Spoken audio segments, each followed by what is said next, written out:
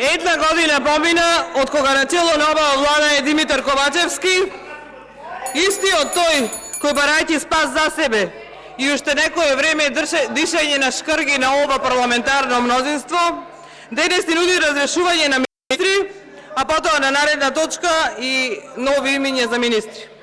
На оваа точка ќе се задржам само на разрешувањата и на она што сработила, тоест не сработила оваа влада во ресорите кои ги води. Господине Ковачевски, колеги, за оваа влада всушност се кажа во Бара се уште актуелниот министер за правда, професор Топанчевски, кој минатата недела во едно интервју рече дека ова е влада пазар тројка. Па така премиерот Ковачевски, мачејќи се да има некакво парламентарно мнозинство на пазар тројка во просториите на Илинденска, ги спазари министерските места за здравство, администрација и заменичките места за земјоделие и одбрана. Но при видното парламентарно мнозинство и да се изгласа реконструкција на оваа влада нема да озможи функционирање на парламентот, а со тоа и на институциите во државата. А за ова ве уверувам дека и сами ќе се уверите само за 2-3 седмици во Собранието на Република Македонија. И предлогот за денешното разрешување треба Ковачевски да го гледа прво како свој личен неуспех, затоа што пазарењето не треба да е причина за промена на министри. Нормално ова го мислам во една здрава и нормална држава, ами нивното работење или неработење.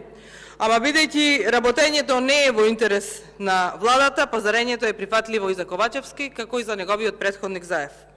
И никако оваа влада не може да се нарече онака како што сами си се нарекува коалиција за европска иднија, затоа што тоа не е, а не сака ни да биде. А зошто го велам ова? Заради тоа што ако Македонија отпусна преговори со Европската комисија, прво поглавје кое ќе се отвори е поглавјето за право и правда. Истовремено владата нема и од кого не доби критики за црувањето на корупцијата во државата, а сепак во сиве години, од кога фамилиарните бизниси на тие што се начело на владеачките партии се приоритет во Македонија, Министерството за правда е прво на пазар тројка.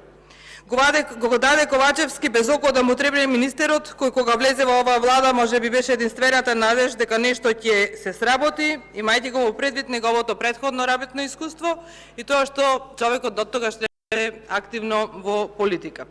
Единствениот кој имаше надлежност да реагира и да преземе соодветни мерки во врска со отворањето на бугарските клубови во Македонија е токму министерот за правда, кој се премолчи, па дури и по донесувањето на новиот закон за фондации и здруженија, според кој после 3 месеци требаше да се применуваат, а не го направија тоа, Топанчевски одлучи да биде нем посматрач на сите овие случувања. Во време на неговото министерување се случија и најголемите филмски бегства од затворите, а Топанчевски се уште не ги коментира, од истрагата била во тек. Па и кога ќе се анализира неговото однесување, навистина добро сработи за ова владеачка гарнитура. Во време на министерувањето на Топанчевски се случи изненадувачката оставка на председателката на Судскиот совет Павлина Црвенковска, кога го обвини дека во Македонија владее бизнис судска елита. А Топанчевски, Заев и Ковачевски добро го затаја овој скандал. Следуваше уште поизненадувачкиот и поскандалозниот избор за наследник на Црвенковска во Судски совет, избраната Весна Дамева, партиски активист на СДСМ, која од судски приправник дојде до врвната позиција да оценува, именува, разрешива судии, а ниту еден ден во животот и самата не била судија. Пашибозукот во Академијата за суди и обвинители продолжува и оваа преевропска влада, а и за Македонија за жал е уште попоразително фактот што само 20% од зацртаната годишна стратегија за борба против корупцијата е реализирана од страна на институциите кои ги раководат овие кадри. Почитувани колеги, покрај стотиците причини зошто Ковачевски треба денес заедно со овие министри да си поднесе оставка и да замине, една од најголемите е здравството во државата. Здравство немаме, здравството тоне. Замислете, почитувана јавност, откога Ковачевски е начело на оваа влада, а лично од него именуван за министер за здравство Бекин Сали, во Собранието немаме добиено ниту еден закон од областа на здравството. цела година од владата во собрание немаат испратено, немаме добиено ниту еден закон од областа на здравството. И кога ги слушам овие денови срамните изјави на Ковачевски во врска со лекот трикафта за болните од цистрична фиброза, кога сака лично одговорноста да ја префрли на друг, јас еве гласно, премиере, ве прашувам, дали сам не се запрашавте зошто цела година на влада не разгледавте ниту еден закон од областа на здравството? Дали тоа што не го слушате на влада зборо здравство воопшто не ви посмета? И кога виновен, секако почитувани тој што е прв начело на владата. Премиер, е потребна идна набавка на овој лек и јас се повикувам додека седите денес на овие столици овдека од еден на друг ред, да ја направите ова итна набавка. На 11 ноември 2002 година преку медиумите се апелираш дека месеци нема лекови за болни од рак од ретки болести. Владата не одговара на писмата на пациентите, а еден лек приватно чини 2000 евра за месечна доза. И се уште не е распишан тендерот за набавка на овие лекови.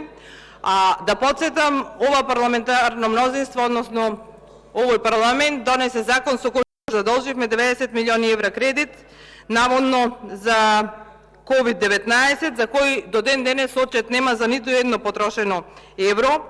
И кога овие 90 милиони евра можеа да се потрошат со договори во 4 очи за лично богатење, сметам дека итно треба да се набават и овие потребни лекови за луѓето за кои што во моментов се најпотребни во државава.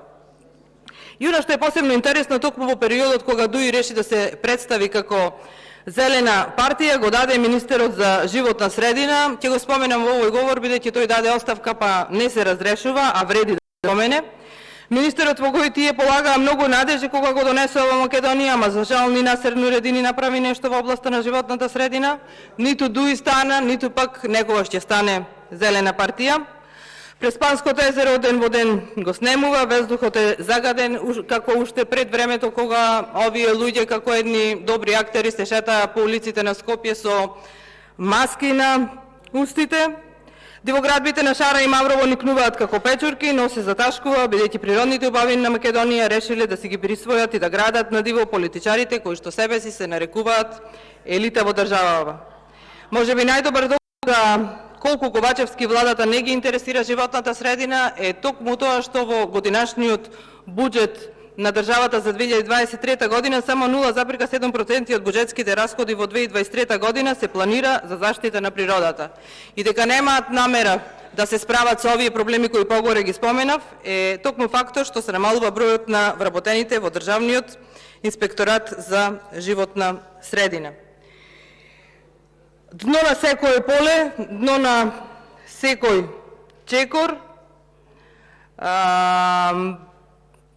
Премиер Ковачевски, ако сакате да направите нешто добро за државата, за народот на Република Македонија, треба денес и вие веднаш заедно со овие луѓе да си заминете од позицијата која што очајно ја држите и да не ги измачуваме повеќе граѓаните, да одиме на избори, да кажат тие на кој да дадат до вербата, затоа што премиер Ковачевски со овој потек кој што го правите овие денови, всушност до израз доаѓа вашето политичко неискуство или пак доминира вашиот страв од брзото губење на фотелјата, која што буквално ја добивте на тацна, па во паника одлучувате да правите коалиција со таравари, кој што и сами знаете, всушност и вчера видовте дека нема да ви донесе ништо повеќе во парламентот од тоа што претходно го имавте, значи